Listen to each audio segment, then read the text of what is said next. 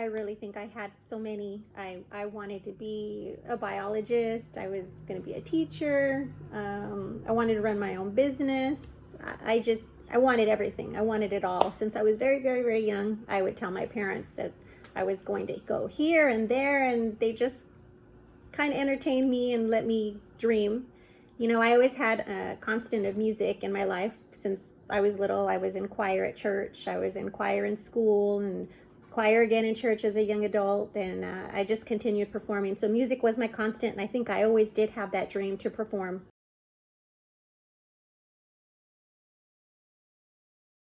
Well, I was an overachiever in school, so I prided myself in straight A's and extra credit, and front of the classroom, kind of always raising my hand. Yeah, I was that kid. And graduated with honors and went off to college. Right away I moved away and wanted to continue studying. And yeah, the independence was great. It was a lot of fun, a lot of room to spread my wings, so to speak, and just kind of see what was out there. What changed my path was that I had a son. I came back home because I had my little one, my oldest son. He's 22 now. And obviously I had to reroute my choices at the time and come back, and I was back home with mom and dad.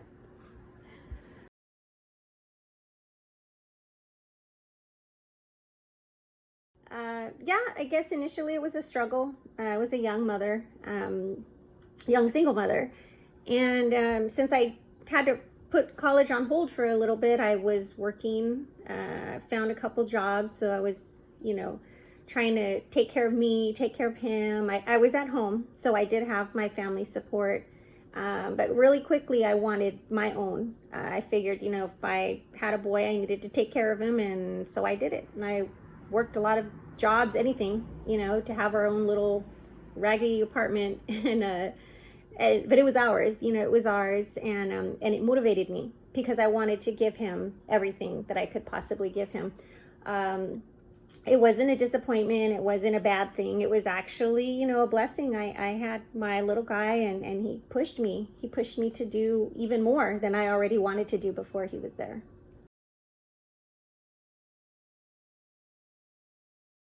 I had a lot of friends, young mothers. We were all in our early 20s, so I had a lot in common in that, and we actually all had really supportive families. So we were lucky. We were really lucky that we had that supportive, the parents and the grandparents and the cousins, and everybody just kind of like came together to make sure that nobody was struggling, nobody was doing without anything that they needed. I know that I was always the one with the ideas like, hey, let's do this, or we're going to go try this, or I had bought my first house and I was only 22. And the first thing I did was round up the girls that wanted to be independent also. And it was just me and I think about 3 roommates. And we lived together, kind of trying to motivate each other. We didn't need anybody. We were going to take care of ourselves, kind of thing. And yeah, it was great. It was a fun time, a lot of fun. I had a really old-fashioned dad. He was great. He wasn't, negative, or he didn't discourage me from anything. And I think he kind of got a kick out of me doing what I said I was going to do. Like if I said, hey, Dad, I'm going to buy a house. And he's like, yeah, right. You're crazy. And I think around that time, him and my mom had went to Mexico for a visit. And while they were gone, I bought a house. So when he came home, he was like, you're crazy. He secretly wanted me to do it, but I think the old-fashioned, machisto kind of thinking made him not just come right out and say, yeah, go for it. That was just a little bit too much for a traditional Mexican man, to watch his daughter, take off and go out on her own. My mom just did everything for me. If I needed her to help me with my son, if I needed her to teach me how to cook something, or if I needed her to come over and help me clean, anything. My mom never told me no, never told me I can't. She was just there, very constant, very loving, and I think always worried about me because she thought I worked too hard. She thought I was doing too much. I think she would have preferred me to stay home where she could take care of me and my son, her, their grandchild. Of course, they would have loved to have us there and just keep us, in the house and make sure that nothing happened to us. But, I was, yeah, that wasn't me. That wasn't going to be me.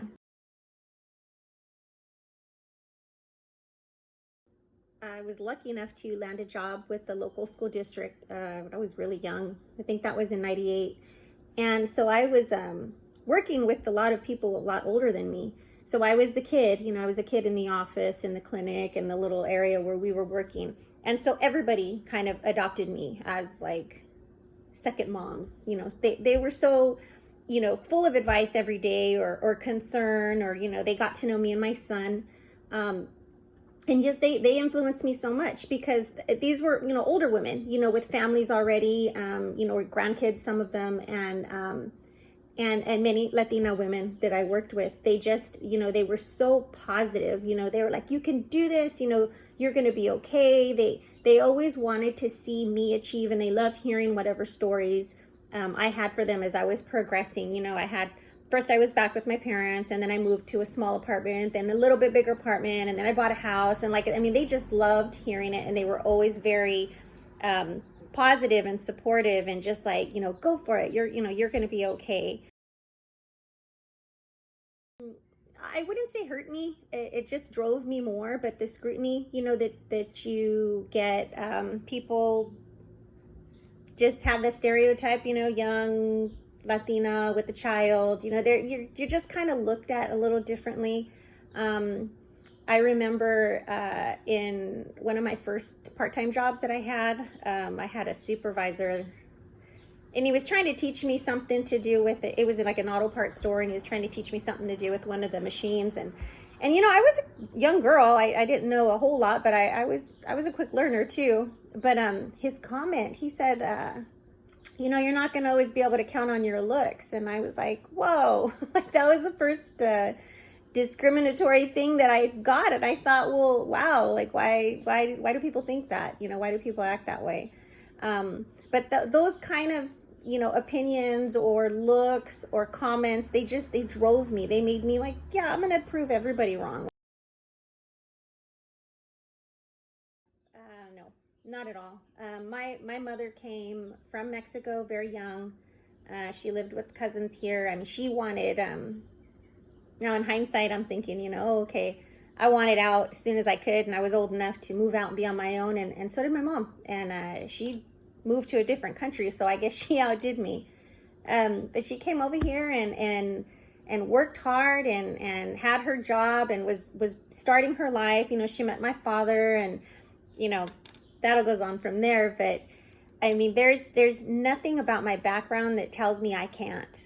My father had a divorce early, in his first marriage, ended in divorce. And then he met my mother, and he completely rebuilt his life, and he gave us a wonderful life.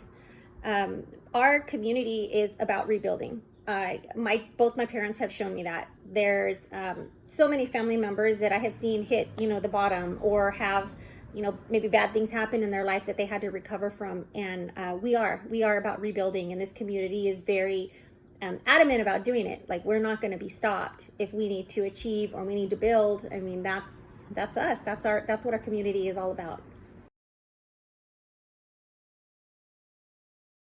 My education path has been a lot longer. I'm 43, so I think 20 years to get it all done. It's kind of a longer path than a lot of my friends had. I did have friends in school that, by their early 30s, they were done with their degrees, and they were moved out of state, and they kind of went uninterrupted.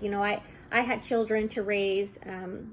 I did have two more, after my son, and so there's prioritizing that happens, but it's not bad. I do think that my age in the last, 10 years, when I was really like sporadically but more consistently working on my education, being mature helped me be more disciplined with school. And I think I got a lot more out of my education now, on top of the fact that my kids are older, and I can focus, on my studies. And my next career path, after being with the school district for over 20 years, my next career path won't hinder me as a mother. They'll be kind of on their way to college, or anything that they're going to do in their first steps of life. So I think the timing is wonderful, but that's how it worked out for me. I do feel like my friends and acquaintances that were able to continue consistently and started early in their life, I mean, I applaud that. I envy that, in a way, but not envy that I think my way isn't going to work out fine. I think it's kind of both, but definitely more helpful. I mean, I feel the responsibility of accomplishing everything because I want to show the rest of my family, everybody after or anybody at this point, to do it, to finish it, to not to think that we can't, for whatever reason, financial reasons, home responsibilities, anything. I mean, obviously, if I took all this time and I'm still continuing, it's possible. It's possible as long as you want to. Maybe not hurtful, but maybe the hardest part for me was that since I was first generation, I don't think I had the full understanding from everybody what kind of sacrifices I might have needed to make. For example, if I missed a family function because I had to study, I had to not leave the house and I had to focus in on whatever project I needed to turn in. If somebody's coming from not really doing that, they might think, oh, well, why not? She should be here, kind of thing. So that is one of the gray areas there. But aside from that, no, I want everybody after me and older ones that are still considering me, hey, what do I want to do with my life? As long as we have life, we have time. We have time to do whatever we want. It's not maybe a technique, it's more of a mindset. I mean, I made this decision to commit to what my goals are, but it's a very personal decision because it takes discipline and it takes prioritizing and it takes sacrifice. You just have to be willing to kind of push some of the fun aside for your long-term goal, because it is going to be worth it. It'll be worth it when I can go and counsel kids in a group home, when I can go work in a mental health facility and help somebody who's going through some kind of trauma. Even though now it may be a struggle because I'm still, balancing high school students and home life and work and, music and all the balance that it takes. But I did commit to this. Financial thing is a whole other thing. I mean, when you make this decision, you just kind of have to stick to it. Don't stop. Don't quit. Don't let things like time or circumstance, negativity or any stereotypes, don't let that stop you or steer you away from your path. I mean, we're in a strong community. We create strong leaders and motivators and influencers. Like, we have a very strong Latin community. We come from hard work. We come from determination. That's not something you should take lightly, because that's you. That's in all of us. And yes, we need that motivation, but not just motivation. We need our motivation to have a purpose. So you might not know what that is right away, and that's okay. You take your time figuring that out.